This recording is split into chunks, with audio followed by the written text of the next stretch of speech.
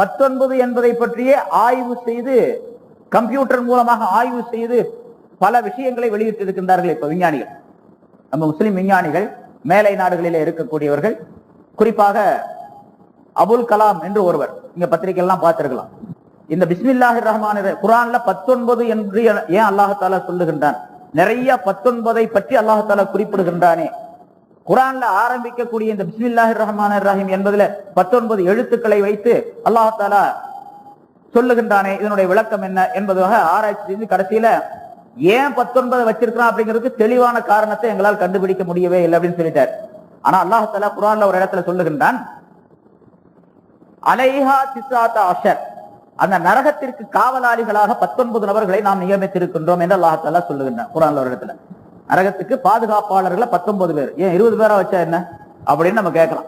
அது என்ன 19? கேள்வி கேட்கக்கூடிய காலம் இது, அதனால ஏன் 19ன்னு கேட்போம். அல்லாஹ் தஆலா நரகத்துக்கு பாதுகாப்பு செய்யறதுக்கு 19 பேர் தான் தேவையா? ஒரே ஒரு மலக்கு இருந்தா கூட போதுமே பாதுகாப்புக்கு.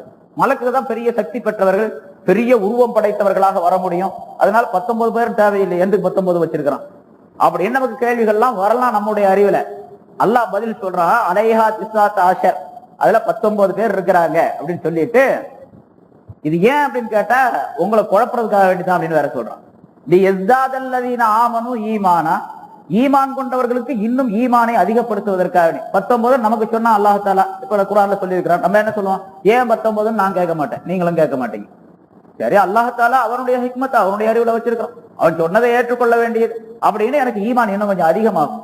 லியஸ்தாதல்லதீன ஆமனு ஈமான் வலா யர்தாபல்லதீன ஊத்துல் கிதாப வல் முஃமினூன், வேதம் கொடுக்கப்பட்டவர்களும் மூமின்களும் சந்தேகப்படாமல் இருப்பதற்காக வேண்டி அப்படின்னு வர காரணம் சொல்றான். இரண்டாவது, வலி யகூலல்லதீன ஃபீ குலூபிஹிம் மர்தும் வல் காஃபிரூன், எவருடைய இதயத்திலே நோய் இருக்கின்றதோ, நயவஞ்சகம் என்ற நோய், நிஃபாக் என்ற நோய் இருக்கின்றதோ அவர்களும் காஃபிர்களும் மாதா அராதல்லாஹு பிஹாதா மஸலா, இது என்ன 19 சொல்லி என்னத்தை நாடுறான் அல்லாஹ் தஆலா, இது என்ன பெரிய அநியாயமா இருக்கு அப்படின்னு அவர்கள் சொல்லுவதற்காக வேண்டி.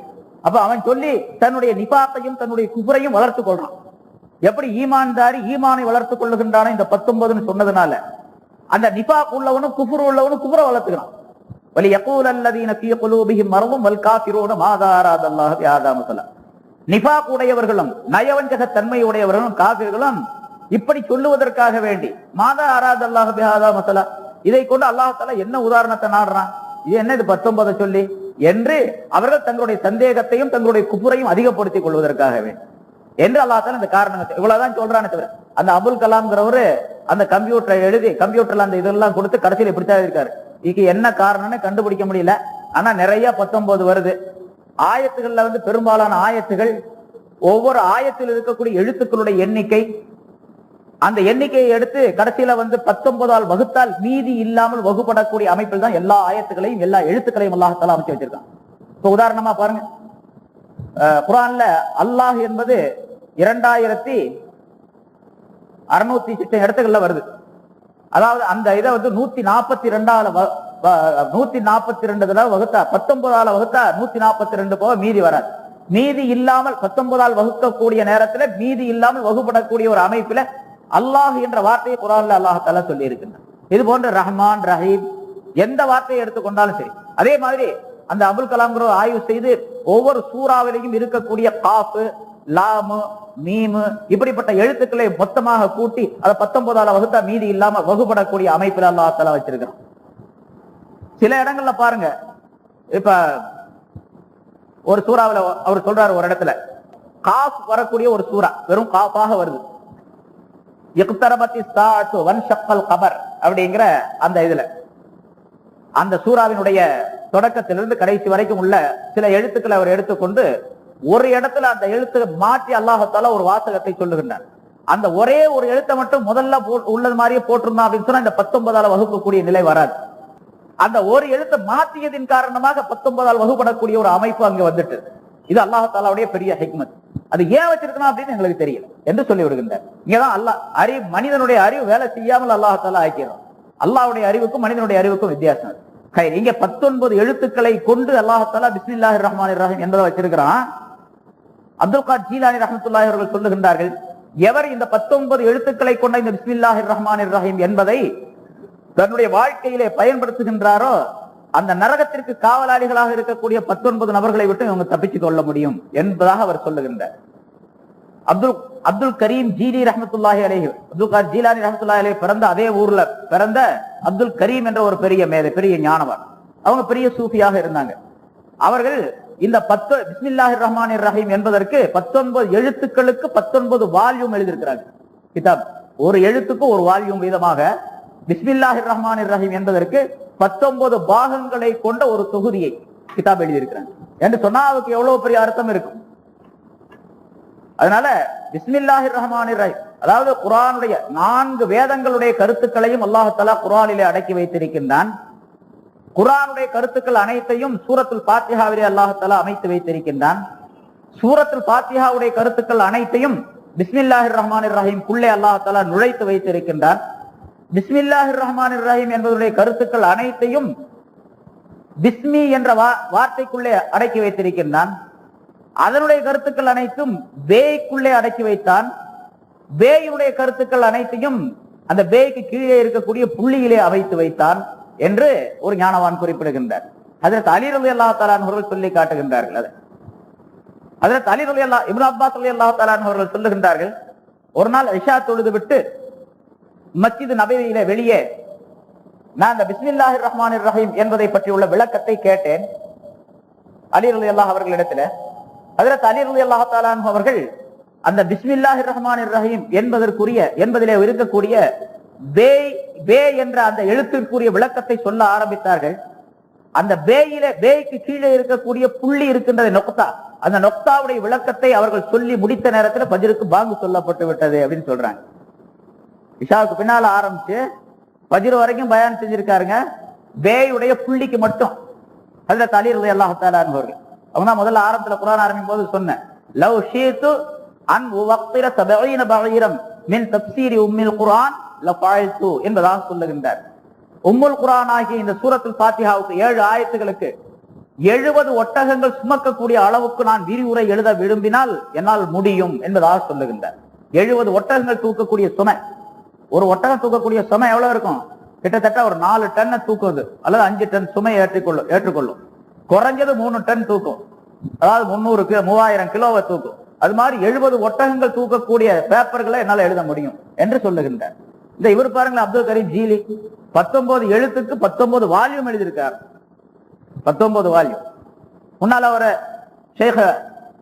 ஷேகுல் அக்பர் முஹையுத்தீன் இப்னுல் அரபி ரஹ்மத்துல்லாஹி அவர்கள் சொன்ன வாசகம் கருத்து முன்னால் சொல்லப்பட்டது உங்களுக்கு. பிஸ்மில்லாஹிர் ரஹ்மானிர் ரஹீம் என்பதற்கு 1000 அர்த்தங்கள் இருக்கின்றன. ஒரு அர்த்தத்திற்கு விளக்கம் சொல்ல வேண்டும் என்று சொன்னால் 1 வருஷம் வேணும் அப்படிங்கிறாரு அவர். அப்போ 1000 வருஷம் தேவை, 1000 வருஷம் நன்னால சொல்ல முடியுங்கிறாரு. பிஸ்மில்லாஹிர் ரஹ்மானிர் ரஹீம் என்பதற்கு விளக்கம் சொல்றதா இருந்தா 1000 வருஷம் வேணும். அப்படின்னா குர்ஆன் முழுவதுக்கு எவ்வளவு சொல்ல வேண்டும்? அதனாலதான் அல்லாஹ் தஆலா இந்த 7 கடல்களையும் மையாக ஆக்கி உலகத்தில் உள்ள மரங்களை எல்லாம் பேனாக்கள் ஆக்கி குர்ஆனுடைய கருத்துக்களை எழுதி முடித்தாலும் முடியாது. இந்த கடலை போன்று 7 தடவை மையாக அது ஆக்கப்பட்டாலும், இந்த பேனாக்கள் இந்த மரங்கள் எல்லாம் 7 தடவை அதே மாதிரி உற்பத்தி செய்யப்பட்டாலும் எழுதி முடிக்க முடியாது. மா நஃபிதத் கலிமாத்துல்லாஹ், அல்லாஹ்வுடைய கலிமாக்கள் முடிவடையாது என்று அல்லாஹ் தஆலா சொல்லுகின்றார். அவ்வளவு அற்புதமான கருத்துக்களை கொண்டதாக இது எப்படி இதெல்லாம் நம்முடைய அறிவுக்கே சாத்தியம் இல்லையே அப்படின்னு நம்ம நினைக்கலாம் இப்போ. ஆனா நிச்சயமாக அல்லாஹ் தஆலா இதற்குள்ள அத்தனை கருத்துக்களை வைத்திருக்கின்றான் என்பதாக குறிப்பிடுகின்றார். ஆக பிஸ்மில்லாஹிர் ரஹ்மானிர் ரஹீம் என்பது எல்லா நேரங்களிலும் சொல்லப்பட வேண்டும். எவ்வளவு விஷயங்களை, எவ்வளவு அதனுடைய சிறப்புகள் எவ்வளவு நம்ம கேட்கிறோமோ அந்த சிறப்புகள் முழுவதும் நிச்சயமாக இருக்குது நம்ம பிஸ்மில்லாஹிர் ரஹ்மானிர் ரஹீம் சொல்லும்போது. எல்லா நேரங்களிலும் சொல்லிக் கொள்ள வேண்டும், எல்லா இடங்களிலும் எல்லா இதிலும் சொல்லிக் கொள்ள வேண்டும். சாப்பிடும் போதும் கூட பிஸ்மில்லா சொல்லுங்க அப்படின்னு சொன்னா வெறும் பிஸ்மில்லா மட்டும் தான் பல பேர் சொல்றாங்க. பிஸ்மில்லா மட்டும் சொல்றதுல சிறப்பே கிடையாது. சொல்லலாம், சொன்னா போதுமானது. இருந்தாலும் கூட குடிச்சாலும் சாப்பிட்டாலும் அது சின்ன மிட்டாயாக இருந்தாலும் சரி, அது டேஸ்ட் பாக்குறதா இருந்தாலும் சரி, ஏதாச்சும் ஒரு இதை உப்பு இருக்கான்னு பார்க்க சொல்றாங்க, சால்னா கொடுத்து அல்லது ஏதாச்சும் ஒண்ணு கொடுத்து இனிப்பு இருக்கா உப்பு இருக்கா பாருங்க அப்படின்னா பிஸ்மில்லாஹிர் ரஹ்மானிர் ரஹீம் தான் டேஸ்டே பார்க்கணும். அது ஒரே ஒரு துளியாக இருந்தாலும் சரி, உள்ள போகும்போது அல்லாஹ்வுடைய பெயரோட உள்ள போகணும். அது நாக்கில் ஒற்றதாக இருந்தாலும் சரி, அது அல்லாஹ்வுடைய பெயரோடு ஒட்ட வேண்டும். அப்பதான் அதற்கு என்ன பலன் கிடைக்குமோ அந்த பலன் முழுமையாக கிடைக்கும். பிஸ்மில்லாஹிர் ரஹ்மானிர் ரஹீம் என்று முழுமையாக சொல்லுவது நல்லது. இமாம் கஸாலி ரஹ்மத்துல்லாஹி அலைஹி அவர்கள் பிஸ்மில்லா சொன்னா போதுமானது, பிஸ்மில்லா அப்படின்னு சொல்லி சாப்பிட்டா போதுமானது, குழந்தைகளுக்கு அதை சொல்லி கொடுத்தா போதுமானது, பின்னால வந்துடும். ஆனா முழுமையாக சொல்ல வேண்டும் என்றுதான் இப்படி சொல்ல வேண்டும் என்பதாக ஒரு முறையை குறிப்பிடுகின்றார்கள்.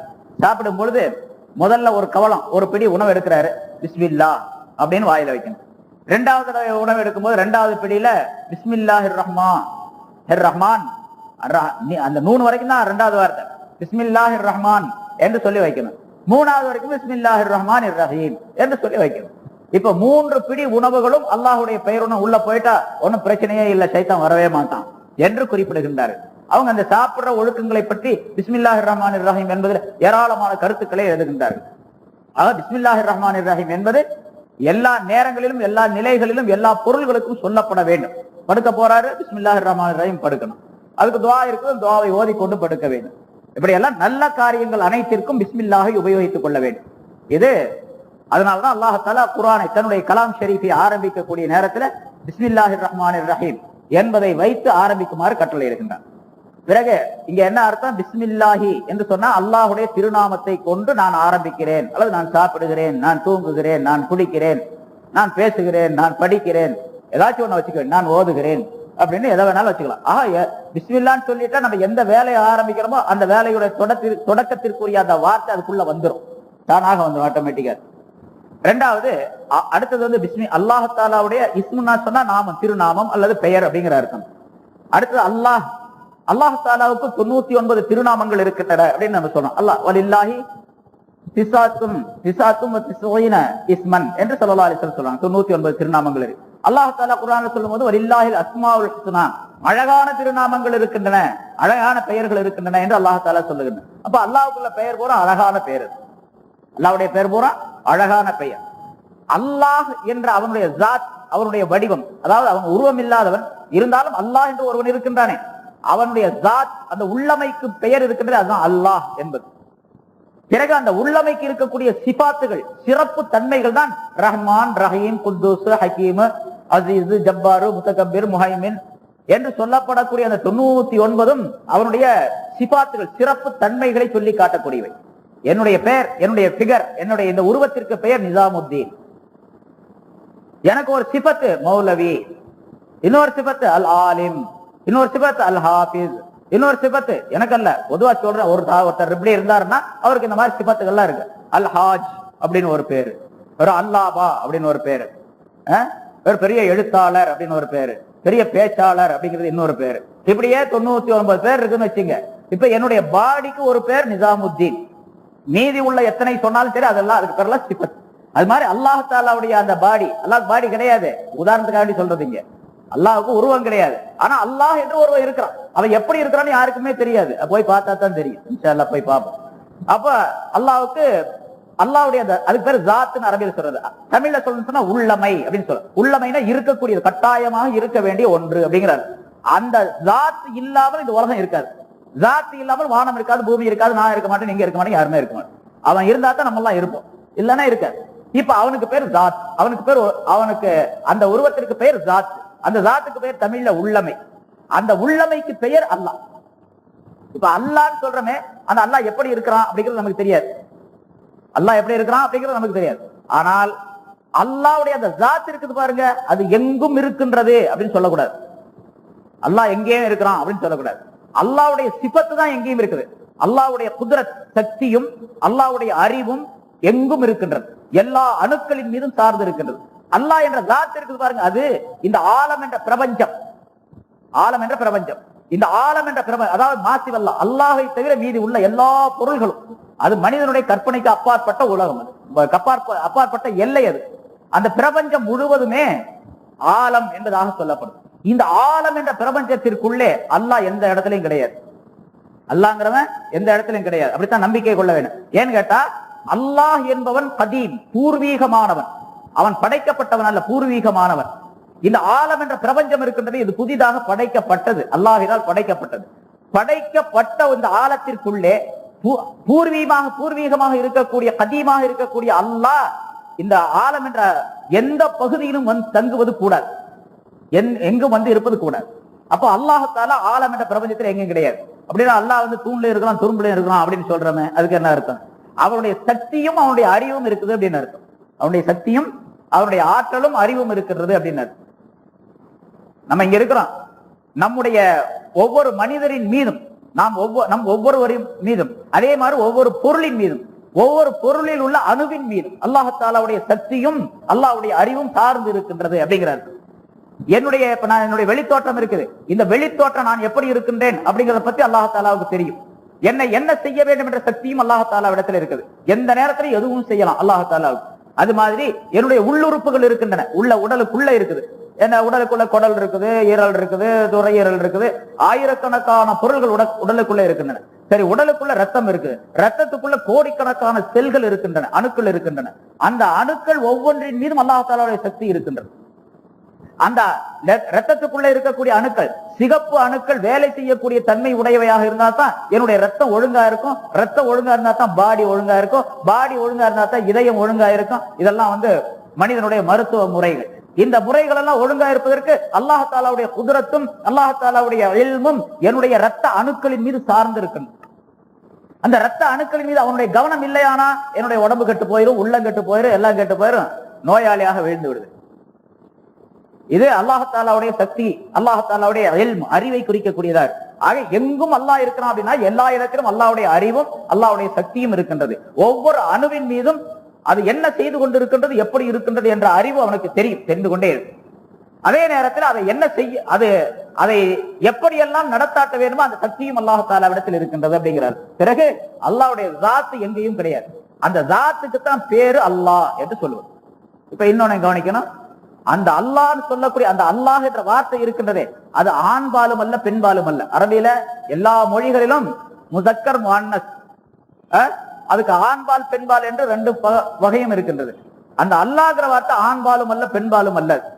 இப்ப ஆண்பால் சொன்னா அல்லாஹ் ஆண்பால் ஆண் அப்படின்னு வரணும், பெண்பால் சொன்னா பெண் அப்படின்னு வரணும்.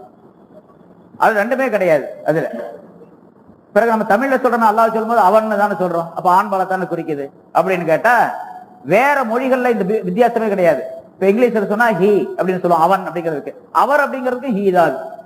அவர்னு சொன்னாலும் அவன் சொன்னா ரெண்டே ஹீ. அரபியில சொன்னா ஹுவ அப்படின்னு சொல்றான், ஹுவானா அவன்னு சொல்லலாம் அவர்னு சொல்லலாம், ரெண்டுக்கு அதே வார்த்தை தான். அப்ப அல்லாஹ் சொல்லும் போது ஹுவ அப்படின்னு சொன்னா, தமிழ்ல சொல்லும்போது அவன்னு சொல்றோம். ஏன் இந்த தமிழ்ல மட்டும் அவன்னு சொல்றோம் அவர்னு சொல்லாம அப்படிங்கிறதுக்கு முன்னால பல கேட்டிருக்கலாம் நீங்க. அவன் அப்படின்னு சொன்னா அது ஒருமை, சிங்குலர். அவர் அப்படின்னா அது புளூரல், பன்மை. அது தமிழ்ல இர் என்ற அந்த விகுதி வந்தாவே அது பன்மையை குறிக்கும். அது அவர்கள்னு சொல்றாங்களே அது பன்மைக்கு பன்மை. அது பேச்சுடைய வழக்கில அந்த கல் என்பது அவர் என்பதோடு சேர்ந்துட்டது. அவர்னு சொன்னாவே பன்மை போதுமானது. அவர்கள் என்று சொல்லுவது ஜம்முல் ஜம்முல், பன்மைக்கு பன்மை அப்படிங்கிற அர்த்தம் வந்துடும். அதனால அவர் என்று சொன்னா, அல்லாஹ்வை அவர் என்று குறிப்பிட்டால் அது பன்மையை குறிக்கக்கூடிய ஒரு இது உண்டாயும். அல்லாஹ் பல பொருளாக இல்லாவிட்டாலும் கூட இந்த மொழியினுடைய அமைப்பில் அது பன்மையை குறிக்கக்கூடியதாக இருக்கிற அந்த சந்தேகம் கூட வரக்கூடாது அப்படிங்கிறதுக்காண்டி அவர்னு சொல்லாது அவன்னு சொல்லு என்று சொல்லப்பட்டிருக்கிறது. தமிழ் அறிஞர்களுடைய ஆரம்ப காலத்தினுடைய விளக்கம். அந்த தமிழ் எப்பொழுது தோன்றியதோ 10,500 600 வருஷம் ஆச்சு அப்படிங்கிற தமிழ் தோன்றி அந்த காலத்திலேயே இருக்கக்கூடிய முஸ்லிம்களும் கூட இப்படி வச்சாங்க, அவன்னு சொல்லு அப்படின்னு சொல்லிட்டு. அல்லாஹ் அவர்னு சொல்லாதே. ஏன்னா அல்லாஹாலா விரும்புகிறது எதை என்று சொன்னால், அல்லாஹ் தௌஹீதை விரும்புகிறானா தஅஸீமை விரும்புகின்றானா அப்படின்னு ஒரு பிரச்சனை. அல்லாஹ் தன்னை கண்ணியப்படுத்துவதை விரும்புகின்றானா தன்னை ஒருமைப்படுத்துவதை விரும்புகின்றானா என்று கேட்டா, அல்லாஹ் தன்னை ஒருமைப்படுத்துவதை தான் விரும்புகின்றான், தஅஸீமை விரும்பல. தன்னை கண்ணியப்படுத்தி வேறு விதமாக அல்லாஹ் ஒருத்தர் 2 பேர் 4 பேர் இருக்கா, அவனுக்கு உதவியாளர்களா இருக்கிறாங்க அப்படிங்கிறது மாதிரி கொண்டு வந்துடக்கூடாது. அதனால தௌஹீதை குறிக்கக்கூடிய அமைப்பில் இருக்கக்கூடியது அவன் சொன்னா ஒருத்தன் தான், அவனுக்கு எந்த உதவியாளரும் கிடையாது. எவ்வளவு பெரிய கடுமையான பெரிய வேலையாக இருந்தாலும் சரி, அல்லாஹ்வுக்கு அது கடுமை கிடையாது, கடினம் கிடையாது. அதே நேரத்தில் அவனுக்கு எந்த உதவியாளரும் தேவையில்லை. எவ்வளவு பெரிய பிரச்சனையாக இருந்தாலும் சரி, அது பிரச்சனையே அல்ல, அவனுக்கு உதவியாளரும் தேவையில்லை. இந்த வஹ்தானியத்தை நிலைப்படுத்த வேண்டும் என்பதற்காக தமிழ் அறிஞர்கள் என்ன பண்ணாங்க, அவன்னு வச்சுட்டாங்க. சரி, இந்த அல்லாஹ் என்பது ஆண்பால் அல்ல பெண்பால் அல்ல. அதே போன்று அதற்கு ஒருமை இல்லை பன்மை இல்லை. அதனால அல்லாஹ் என்பதை குறிக்கக்கூடிய வேறு ஒரு வார்த்தை உலகத்தில் எந்த மொழியிலையும் கிடையாது. அல்லாஹ் சொல்லும் போது அல்லாஹ் தான் சொல்லணும். இறைவன் அப்படின்னு சொல்றதோ, ஆண்டவன் சொல்றதோ, காடுன்னு சொல்றதோ, ஹுதான்னு சொல்றதோ எந்த வார்த்தையும் சொல்லக்கூடாது. அப்படி சொன்னா அது தப்பாக அர்த்தம் வந்துடும், கருத்து வந்துடும்.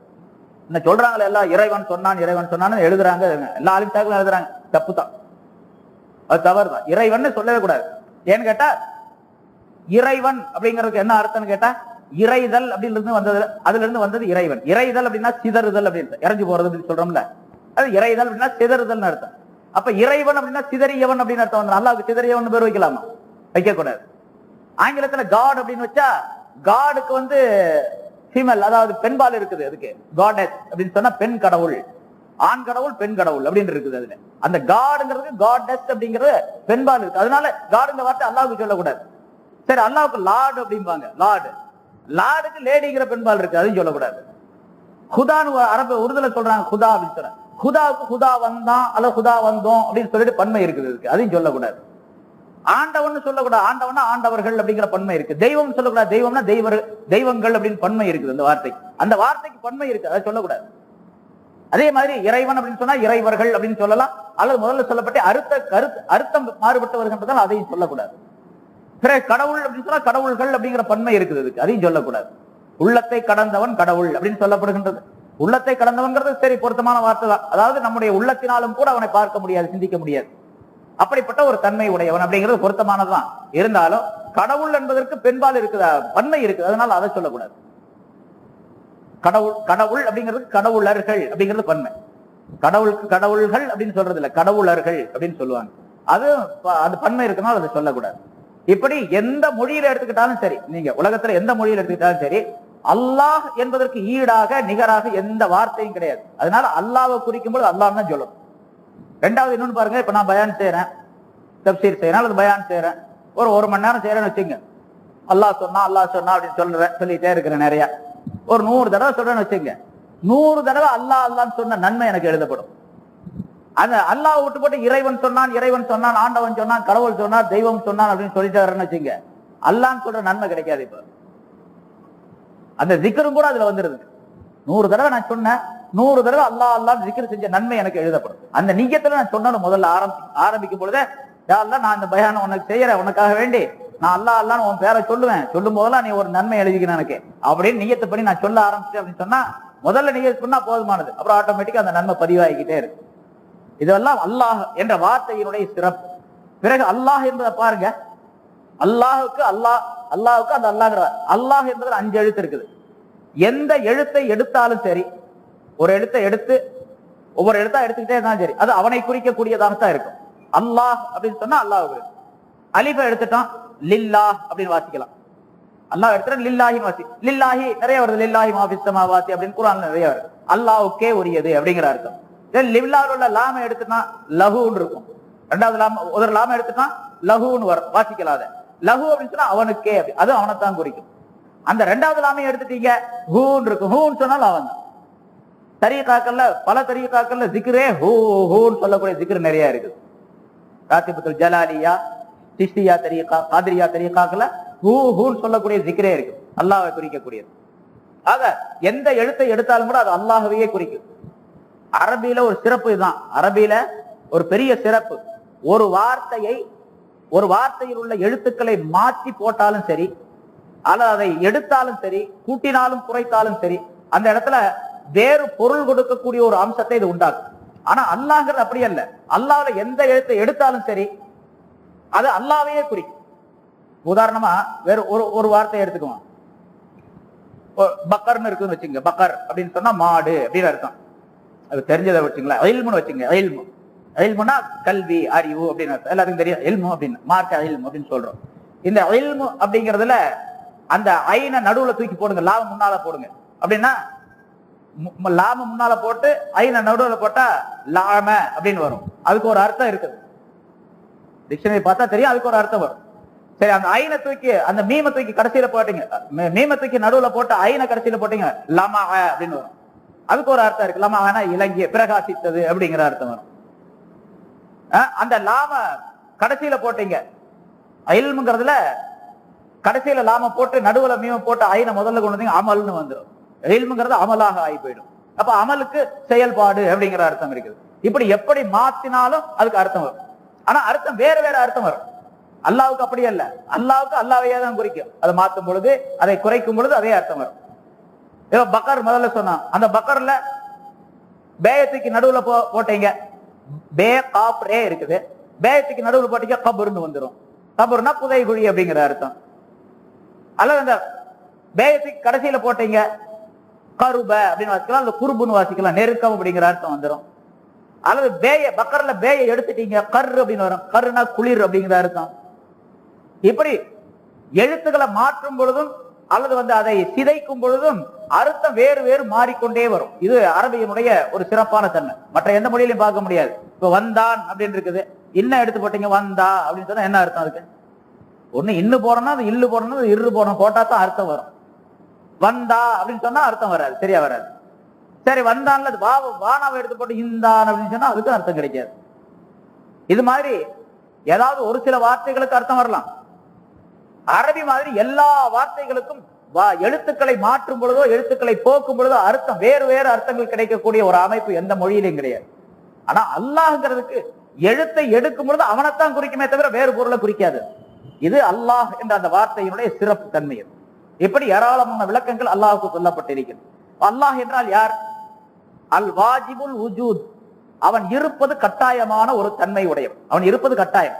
நான் முதல்ல சொன்ன மாதிரி அவன் இருந்தா தான் இந்த வானம் பூமி எல்லாம் இருக்கும், சொர்க்கம் நரகம் இருக்கும், இந்த பிரபஞ்சம் இருக்கும். சுருக்கமா சொன்ன போனா ஆலம் என்ற பிரபஞ்சம் முழுவதும் இருப்பதற்கு அவன் இருக்கணும், அவன் இல்லாம இருக்க முடியாது. அது வாஜிபுல் வுஜூத், கட்டாயமாக இருக்க வேண்டிய தன்மை உடையவன் அப்படிங்கிறார். அல் முஸ்தஹிக்கு லில் இலாஹியத்தில் ஜாமியத், அதாவது தெய்வமாக இருப்பதற்குரிய சிபாத்துகள் தன்மைகள் அனைத்தையும் ஒன்றாக பொருந்தி கொண்ட ஒன்றாக அமைந்திருக்கக்கூடியவன் அப்படிங்கிறார். அவன் தெய்வமாக இருப்பதற்கு, அவன் அல்லாஹ்வாக இருப்பதற்கு, வணங்கப்படக்கூடியவனாக இருப்பதற்கு பொருத்தமான தன்மைகள் அனைத்தும் நிரம்பியவன் அவன். அவனுக்கு பேர் தான் அல்லாஹ் என்று சொல்லுவோம்.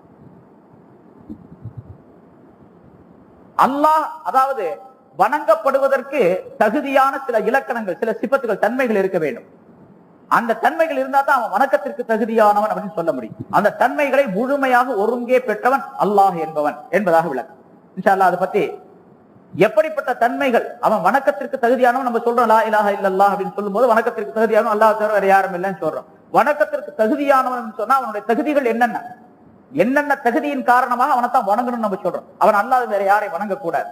அதனால அல்லாஹ் தனக்கு இணையாக யாரையாச்சும் வணங்கினா அது கடுமையான குற்றம் என்பதால அதை தவிர வேற எல்லாத்தையும் மன்னிச்சிருவேன்னு சொல்றான் அல்லாஹ். அதை மட்டும் மன்னிக்க மாட்டேன். ஏன்னு கேட்டா வணக்கத்திற்கு தகுதியானவன் வேறு யாருமே கிடையாது அவனை தவிர. அப்ப வணக்கத்திற்கு தகுதியான தன்மைகள் அனைத்தும் அவனிடத்தில் பொதிந்து இருக்கின்றன, நிரம்பி இருக்கின்றன. அது எப்படி அப்படிங்கிறத பத்தி சில விளக்கங்கள் இன்ஷா அல்லாஹ் அடுத்த வாரம் பார்ப்போம். அதே போல அர் ரஹ்மான் அர் ரஹீம் என்பதற்குரிய விளக்கத்தையும் இன்ஷா அல்லாஹ் அடுத்த வாரம் பார்ப்போம். கேட்டவற்றிலிருந்து அல்லாஹுவை பற்றி விளங்கி அவனை பயந்து அமல் செய்யக்கூடிய தன்மை அல்லாஹ் தஆலா எனக்கும் உங்களுக்கும் தந்தருள்வானாக. வாஹ் தாவானா அல்ஹம்துலில்லாஹி ரப்பில் ஆலமீன்.